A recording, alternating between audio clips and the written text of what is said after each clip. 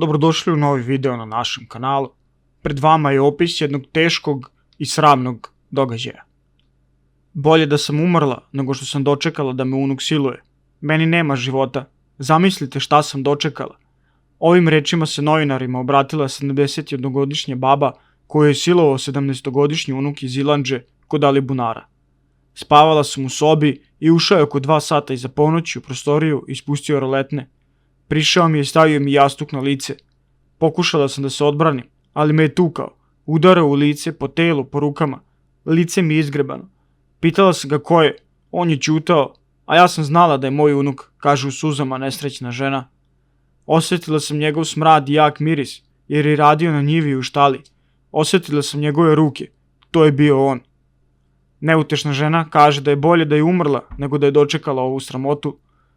Prema nezvaničnim informacijama, u drugoj sobi je za vreme napada spavao drugi unuk od 16 godina, a treći unuč, inače devojčica, predata je hraniteljskoj porodici. Rekla je da je napao na spavanju, da je spustio roletne i da kad je počeo da se opire izudarao. Kada je počeo da je siluje, pitao je: "Jeli baba, šta ćeš da kupiš svom unuku za rođendan?" Kaže da je osjetila njegov miris i da je tada pao mrak na oči. Također je rekla da kad je završio, da je rekao da ne ustaje iz kreveta dok ju ne pokuca 3 puta na prozor i da će to biti za 3 minuta. Pokucao je na prozor, ušao i pitao je: "Baba, ko ti je to uradio?" A ona je bila u modricama i plakala je. On je legao da spava, a ona je onda zvala svoju ćerku koja živi u drugom selu i koja je udata. Zvala je od 2:30 noću, uspjela je da je dobije oko 5 ujutru. Tada je ćerka pozvala policiju, rekao je sagovornik iz istrage ovog slučaja. Bolje da sam dobila infarkt, ma i da me je pretukao da me nema, a ne da me siluje. Kad me je silovao, nastavio da me tuče, bacio me na drugi krevet i nastavio sa batinama, kaže ona za medije, i dodaje da kad je uspjela se otrgne iz njegovih ruku, pozvala ćerku i rekla je: "Unuk me je silovao." Njena ćerka i tetka uhapšenog odmah je pozvala policiju i prijavila napad i silovanje. Oni su prema njenim rečima brzo stigli. Ona je rekla da ne zna kako da opiše situaciju koja im se dogodila u kući. Bio je ranije agresivan, ali nikada ne bismo mogli da zamislimo da je spreman da uradi ovako nešto. Užas šta smo doživjeli, rekla je ona. Nesrećna baka se nadovezuje na ovo i navodi da dodaje da je bila i kod lekara. Uzeli su mi pidžamu, sve otiske su uzeli. Sve kako bi ustanovili da mi ovo napravi unuk. Jadna sam ja. Želim da prodam kuće, da pobegnem negde od sramote, kaže i dodaje. Prijavila sam ga pre 15 dana, ali niko nije reagovao. Išla sam u centar za socijalni rad, ali ništa se nije desilo.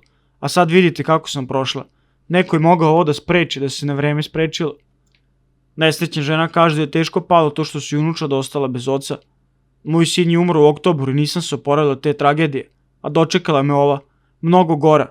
Kad zatvorim oči, umjesto da vidim i sanjam sina, vidim unuka kako me siluje, kaže ona i dodaje da se majka odrekla sina i preudala. Otišla je i ostavila 3 dece. On je uhapšen, srednji je sa nama, a unuka je u hraniteljskoj porodici.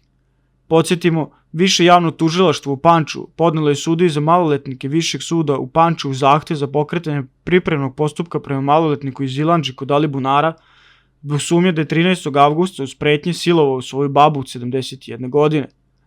Zahtevom se maloletniku stavlja na teret da je u Ilandži tog dana u toku noći prinudio svoju babu na obljubu upotrebom sile i pretnjom da će neposredno napasti na njen život, navodi se u saopštenju Višeg javnog tužilaštva u Pančevu.